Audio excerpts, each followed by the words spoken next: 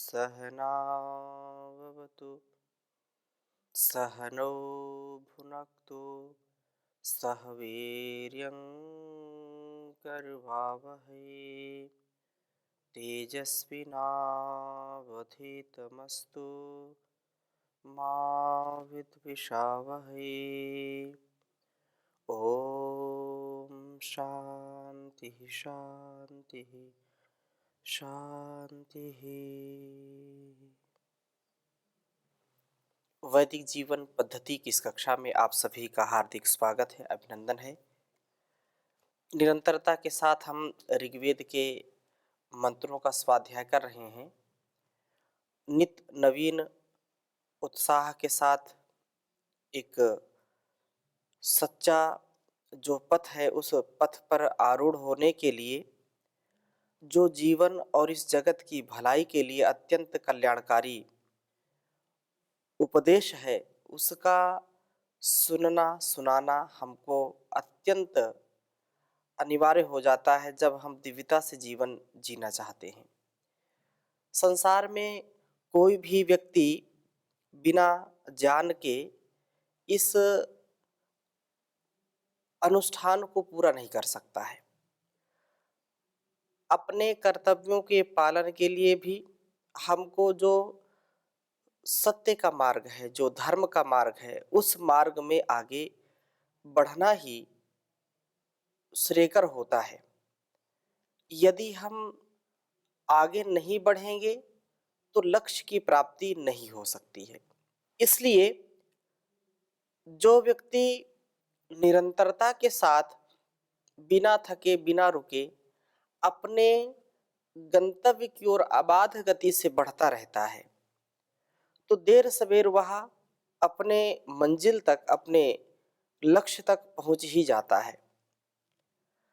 हम ऋग्वेद के चतुर्थ मंडल के 17वें सूक्त का स्वाध्याय कर रहे हैं और निरंतरता से अनेक जो इसमें मंत्र हैं, 21 मंत्र हैं इस सूक्त में। तो इन मंत्रों में यही बात बार बार कही है कि हमारा व्यक्तित्व, हमारा अस्तित्व बहुत दिव्य हो और हम प्रभु के द्वारा बताए गए मार्ग पर चलें। इससे विपरीत हम कोई भी आचरण ना करें। भक्ति के साथ उस परम पिता परमेश्वर को, जो सबका सखा है, उसको हम अपने जीवन में महत्वपूर्ण स्थान दें। बहुत ही सुंदर बात कही है अंतिम मंत्रों में। 20वें मंत्र में भी यह कहा कि ओम एवान इंद्रो मघवा विरप्सि करत्य सत्या चर्षणीधिर नरवा त्वं राजा जनुषाम ध्येयस्मे अधिध्रवो माहिनम यजरित्रे यत जरित्रे। कहा कि प्रभु हमें जान देते हैं और जान के द्वारा शत्रु संहार के योग्य बनाते हैं। किसी भी व्यक्ति का बाहुबल कितना है, धन बल कितना है, जनबल कितना है, ये महत्वपूर्ण है, परंतु उससे भी महत्वपूर्ण यह है कि उसका ज्ञान बल कितना बड़ा है, प्रभु के प्रति उसका समर्पण कितना बड़ा है, अध्यात्म के प्रति उसका समर्पण कितना है। तो जो ज्ञान को धारण करता है, तो ज्ञान के द्वारा ही प्रभु हमारे शत्रुओं का संहार करके उत्कृष्ट जीवन वाला बनाते हैं हमको। हम अपने अंदर के जो शत्रु हैं, जो हमको बार बार पराजित करना चाहते हैं, बार बार हमको धराशायी करना चाहते हैं, और हम उस बहाव में बह जाते हैं, उस बाधा से निकल नहीं पाते हैं। परंतु जो व्यक्ति प्रभु की भक्ति करता है, प्रभु के द्वारा दिए गए ज्ञान का आधान अपने जीवन में करता है, वह उत्कृष्ट जीवन वाला होता है, वो सदा उन्नति के पथ पर आगे बढ़ता है। इसलिए प्रभु हमें सच्चा जान देते हैं और ज्ञान के द्वारा ही हम शत्रु संहार के योग्य बनते हैं। ज्ञान ही प्रभु का सर्व महान धन है। भक्त के लिए प्रभु इसे प्राप्त कराते हैं, क्योंकि संसार का जो धन है, जो संपत्ति है, जिसके विषय में आपस में ही लोग लड़ते रहते हैं, झगड़ते रहते हैं, भाई भाई का शत्रु बन जाता है,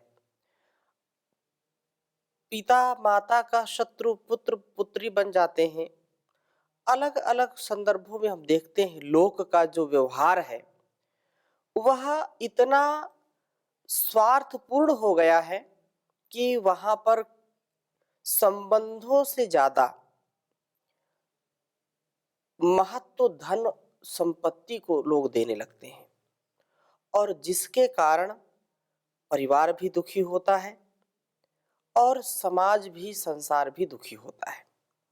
सच्चा धन ज्ञान है और ज्ञान को अपने जीवन का सबसे उत्तम साधन माने। इसी प्रकार से 21वें मंत्र में भी बड़ी सुंदर बात कही है। नु शुष्टत इंद्र नु गृणान इशम जरित्रे नद्यो न पीपेः अकारिते हरिवो ब्रह्म नव्यम धिया श्याम रथ्या सदामा सदासाह।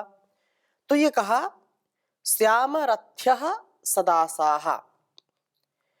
यहाँ पर संपूर्ण भाव यह है कि प्रभु जान देकर के हमारे शत्रुओं का विनाश करते हैं और हमको हर प्रकार से युक्त करते हैं।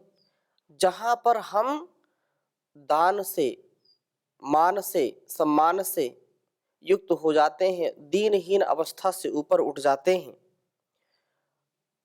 वेद माता जो हमको सब कुछ प्रदान करती है, ज्ञान यदि हमारे अंदर है तो हर समस्या का समाधान भी हमारे अंदर है। इसी भाव को अगले सूक्त में पिरोया गया है, जो यहाँ समाप्ति है 17वें सूक्त में 21वें मंत्र पर। उसी भाव को पुनः 18वें सूक्त के प्रथम मंत्र में दोहराया गया है। मैं इस वेद मंत्र को आपके समक्ष लिखता हूं, फिर चर्चा करूंगा।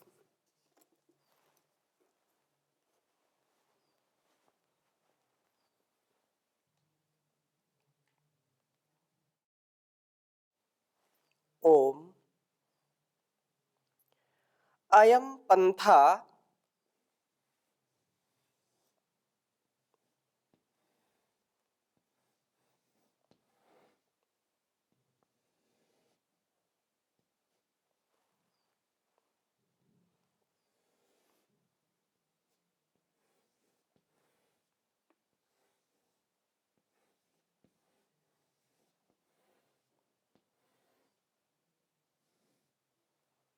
अयम पंथा अनुवित्तः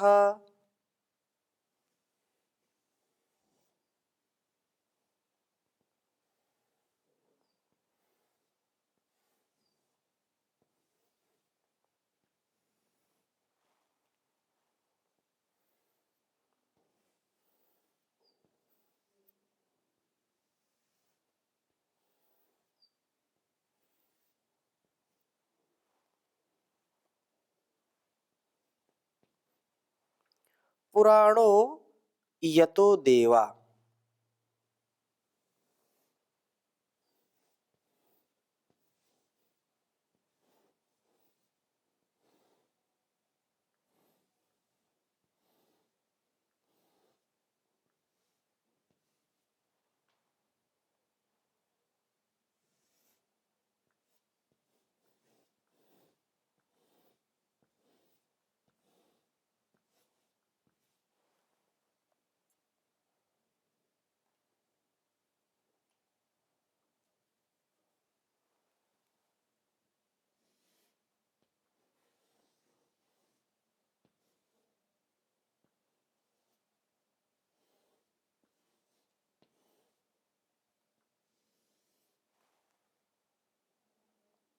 उदजायन्त विश्वे।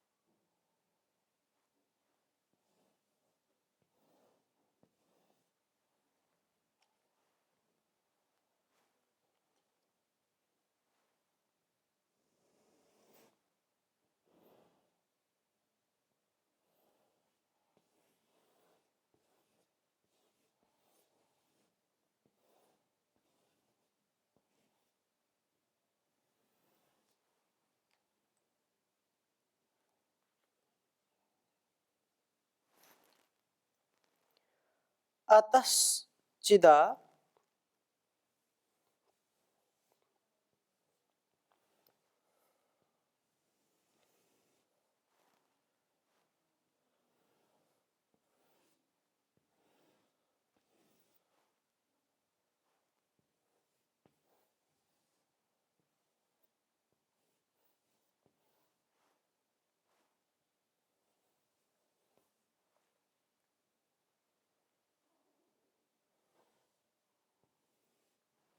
अतश्चिदा जनिशिष्ट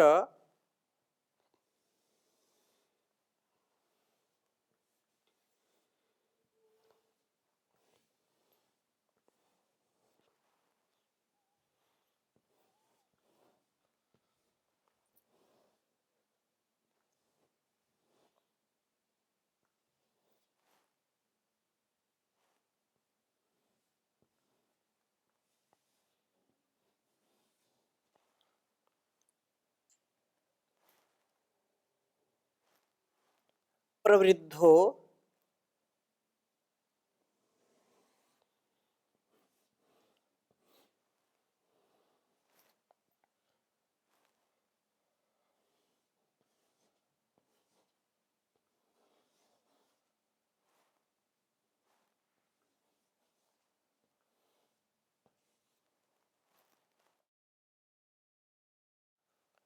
माँ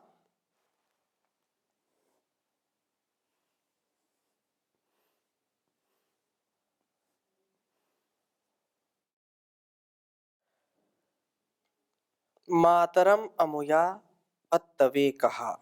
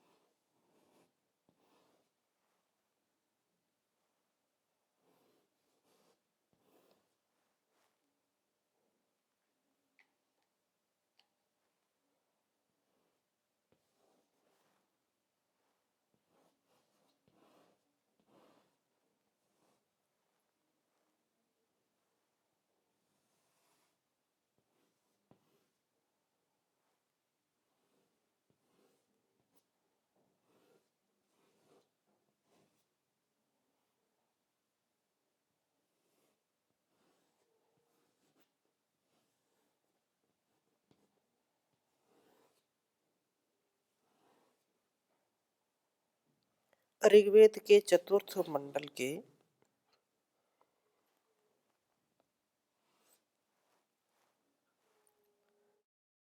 18वें सूक्त का यह पहला मंत्र है।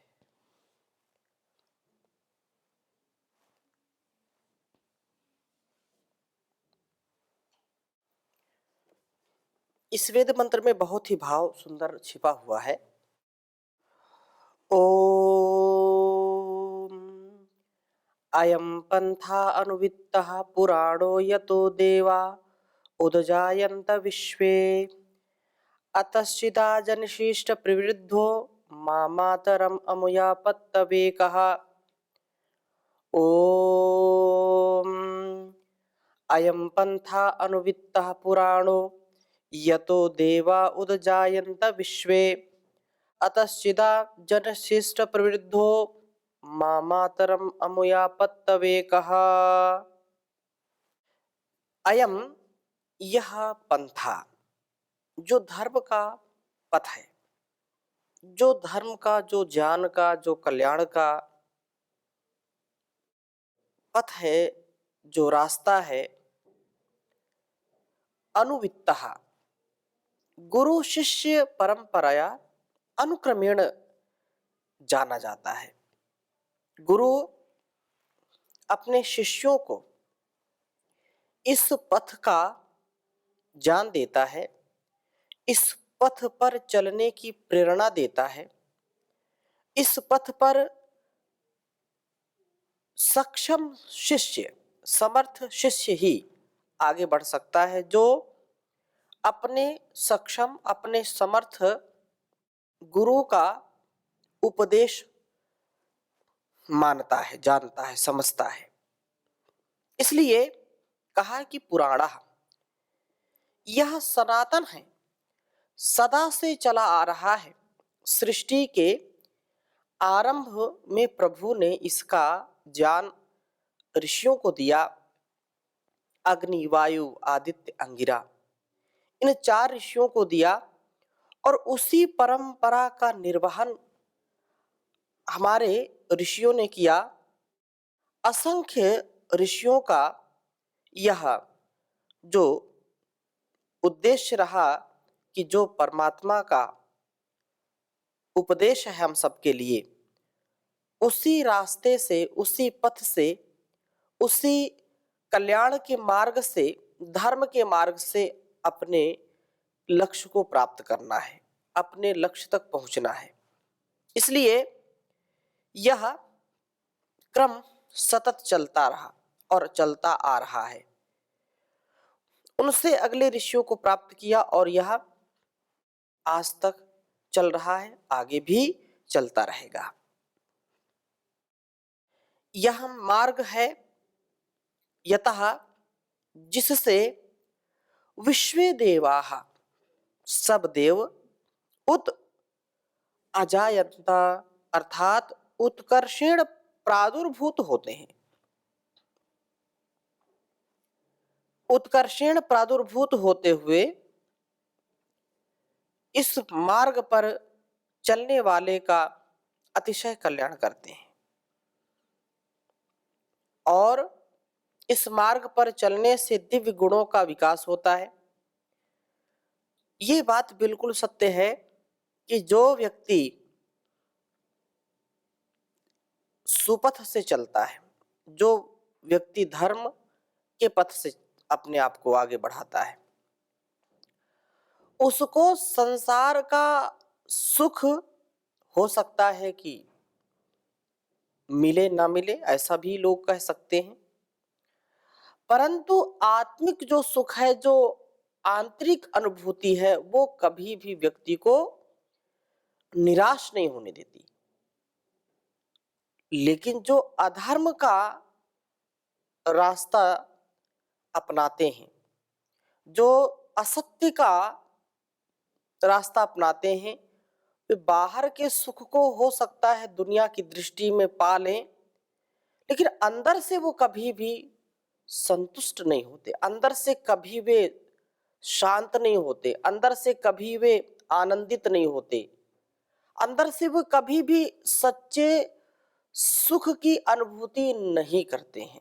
इसलिए जो प्राचीन परंपरा से, जो हमारी ऋषि परंपरा से हमको ज्ञान मिलता है, वह सर्वोपरि है और उसी से हमारे और इस समाज का, राष्ट्र का जो भी अकल्याण है वो छट जाता है और व्यक्ति कल्याण से जुड़ जाता है, कल्याण का वह आनंद लेने लगता है।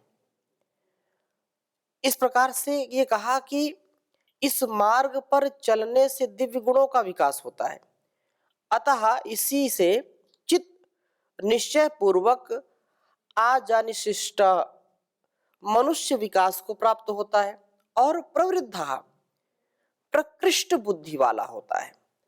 जो कुसंग में रहता है, जो कुपथ, जो गलत रास्ते पर जाता है, गलत कार्य करता है, उसकी बुद्धि भी भ्रष्ट हो जाती है, उसका जीवन नष्ट हो जाता है। लेकिन जो कभी भी विचलित नहीं होता है और जैसा शास्त्रों में बताया है, जैसा ऋषियों ने हमको बताया है, उपदेश दिया है, संदेश दिया है, उस पथ से जो व्यक्ति अपने को ओतप्रोत कर लेता है, अर्थात उससे इधर उधर बिल्कुल नहीं विचलित होता है, तो वह बुद्धिमान हो जाता है, उसकी बुद्धि तीव्र हो जाती है, सात्विक बुद्धि हो जाती है। अमुया इस मार्ग पर चलने द्वारा या इस मार्ग पर चलने से मातरम, इस वेद माता को पत्तवे माँ कहा, पतन के लिए मत कर। अर्थात जब हमने एक पथ का चुनाव कर लिया है, एक पथ का हमने निर्णय कर लिया है कि इस धर्म के पथ पर, इस सत्य के पथ पर, इस कल्याण के पथ पर, इस योग यज्ञ के पथ पर आगे बढ़ना है और वेद माता जो कल्याणी वेदवाणी है, इसके उपदेश को आत्मसात करते हुए जीना है, तो फिर इसके बताए गए मार्ग से बिल्कुल विचलित ना हो, इधर उधर अपने आप को डावाडोल होने ना दें। इस प्रकार से वेद माता द्वारा कहे हुए मार्ग का आक्रमण करता हुआ तू पतन से अपने आप को बचाने वाला हो, अर्थात आक्रमण जो आगे बढ़ने वाला है। तेरे उत्कर्ष में ही वेद माता का भी उत्कर्ष है, तेरे आचरण में हीनता के आने से वेद माता की भी निंदा होगी कि वेद पढ़े हुए ऐसे ही होते हैं। अर्थात कितनी सुंदर बात कही है कि यदि वेदों का स्वाध्याय हम कर रहे हैं, वेदों की चर्चा हम कर रहे हैं, वेदों का हम प्रचार प्रसार कर रहे हैं और हमारे आचरण में वो चीज नहीं आती है, यदि हम वेदों को जानते हैं, समझते हैं, इसके महत्व को जानते हैं, इसके उद्देश्य को, इसके उपदेश को समझते हैं, और फिर भी हमारे मन में, वाणी में और व्यवहार में इससे विपरीत आचरण है, तो ये केवल हमारी निंदा नहीं होगी, लोक में लोग हमको ही उल्टा नहीं बोलेंगे, हमारा ही तिरस्कार नहीं करेंगे, अपितु उससे हमारी जो ज्ञान परंपरा है, जो ऋषि परंपरा है, जो वेदों की परंपरा है, वह भी कलंकित होगी, वह भी दूषित होगी, उससे भी लोगों का मन जो है खिन्न होगा और यह लोग ताने देने लगते हैं कि वेदों को पढ़ने वाले, शास्त्रों को जानने वाले तो लोग ऐसे ही होते हैं, वो केवल पढ़ते पढ़ते हैं, आचरण में उतारते नहीं हैं, जिससे मातरम इस वेद माता का भी अपकर्ष होगा, इसका मान नहीं होगा, इसका सम्मान नहीं होगा और हमारा जीवन महान नहीं होगा। इसलिए इस वेद के उपदेश को आत्मसात करें, मनसा वाचा कर्मणा जीने का प्रयास करें कि हमको वेदों के बताए गए मार्ग पर ही चलना है, इससे विपरीत आचरण करना ही नहीं है। और जब ऐसे पथ पर, सुपथ पर आगे बढ़ेंगे तो इतिहास गढ़ेंगे, परंतु यदि स्वार्थ की चक्की में पिस गए, संकीर्णताओं से अपने आप को हमने स्वतंत्र नहीं किया, तो हम अपने जीवन और जगत को उत्कर्ष की ओर नहीं ले जा सकते। हम अपने जीवन और जगत की जो उन्नति करनी होती है, वह अवनति की ओर हम अग्रसर हो जाते हैं। इसलिए अवनति से बचने के लिए, हम पुराण धर्म मार्ग जो प्राचीन है, जो परंपरागत है, जो ऋषि परंपरा है, वेदों की परंपरा है, उस मार्ग पर सदा आगे बढ़ते जाएं। प्रभु ने वेद के द्वारा मार्ग का उपदेश दिया है, उस पर चलकर के ही हम अपने विकास का उत्कर्ष कर सकते हैं और यह सिद्ध कर सकते हैं। इसलिए इस पथ पर चलते चलते प्रभु हमारा रक्षण करता है और सदा हमको बचाता है, ऐसी हमारी धारणा, ऐसी हमारी मनोकामना होनी चाहिए। आरंभ में तो लगेगा, लेकिन पथ तो यही है। अग्ने नय सुपथाराये अस्मान विश्वान देव वयुनानि विद्वान योध्यस मज्जोराण मेनो भूष्ठान्तम इन्नम उक्तिम विधेम।